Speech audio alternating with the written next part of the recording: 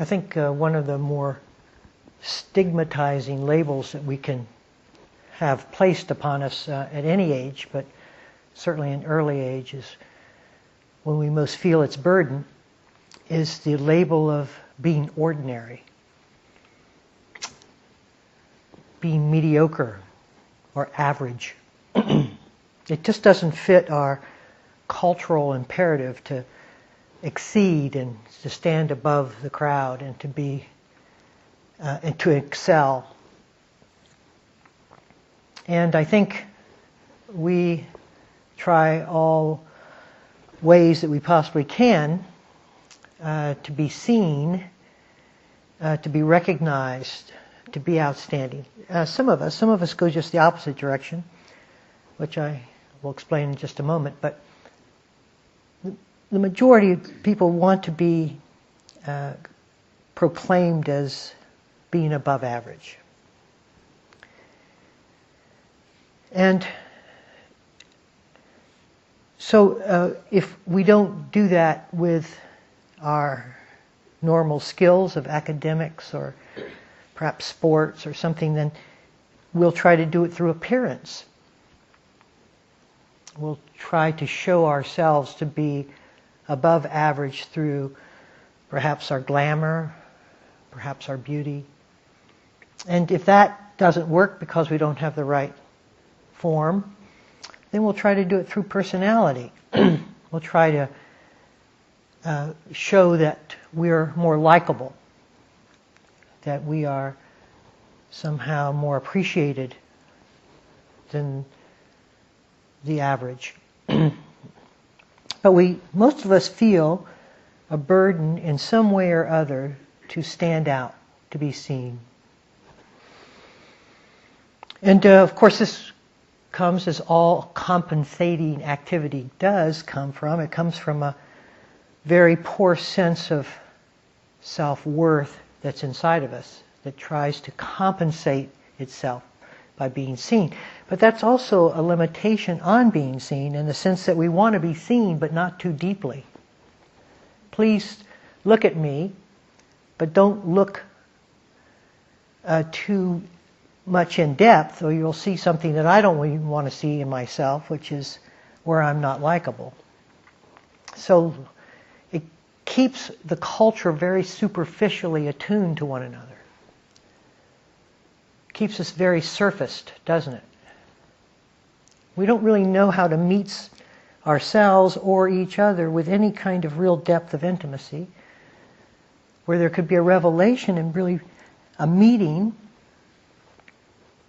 And that's really what definition of Sangha is, to move beyond the superficial connectedness, where there can be real help that each of us can give the other. Because much of the neediness to be above average is because we have a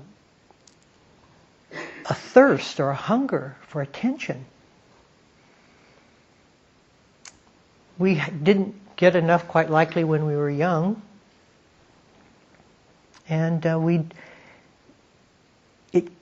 it feels like we're not filled sufficiently with that.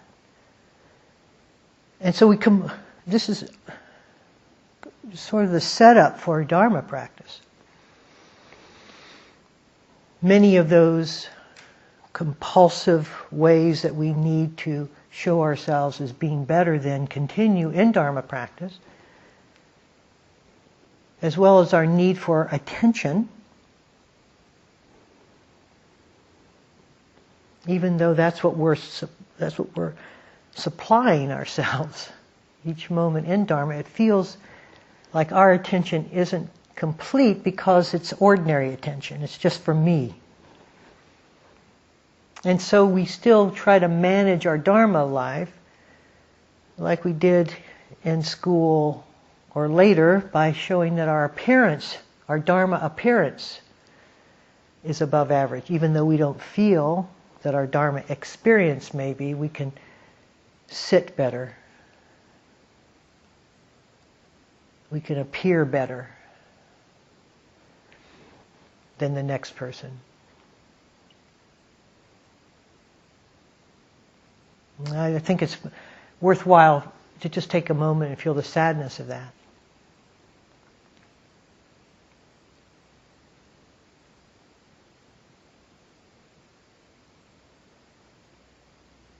Because if we can't be fed through our own attention, you can see that there's nothing that's going to feed us. We're going to be forever hungry ghosts in this realm. But it does lead, if we don't acknowledge that, if we don't look at the assumptions on which that's based, the crying need for approval because we don't have much self-approval, we will act that out in unconscious ways within our dharma life. We will look for extraordinary, above ordinary experiences to proclaim our practice, to highlight it, to show us, yes, at least in some way I'm excelling. By an experience, by having this, or by a slight over-exaggeration, internal and external dialogue, about the dramas that have occurred and how I've handled them.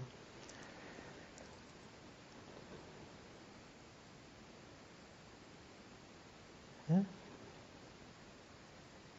And some of us go in just the opposite direction, where the compensation, because we don't feel self-appreciated, is to be seen as little as possible, to stay in the background, to stay unnoticed, acting upon the sense of not deserving the notice, being noticed. And that's just the same pattern in reverse, and the compensation for that is not honoring the experiences we do have, not really honoring our place on earth, our root, not honoring our being, not being forthright and steady, not being direct or having confidence.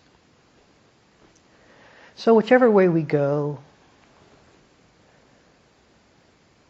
it comes out in terms of our Dharma practice. It shows itself, it reveals itself here, as all things will. But what does Dharma really mean in terms of ordinariness? If we're going to run from that word, we better have some alignment with the truth in relationship to that word. Because as we get quieter, we become more ordinary.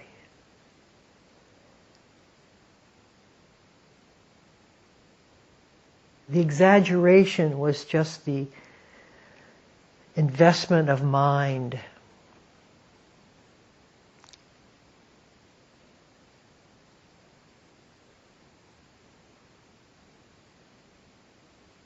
If we really understand the value and preciousness of being ordinary,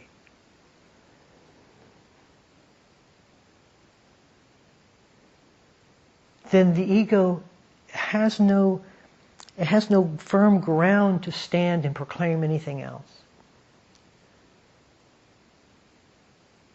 And that's true humility.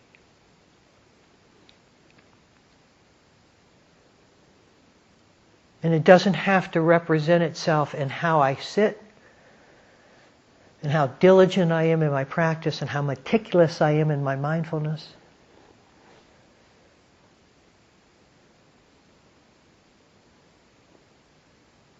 It has to do with just relaxing and allowing the authentic, what is authentically there, to manifest. Just being.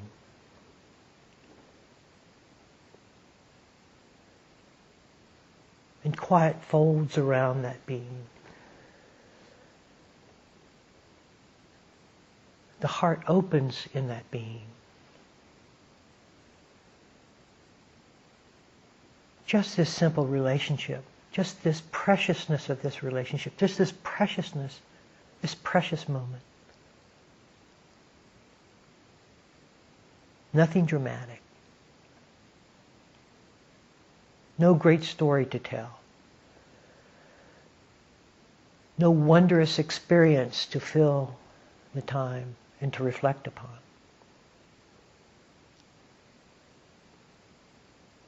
Just this simplicity.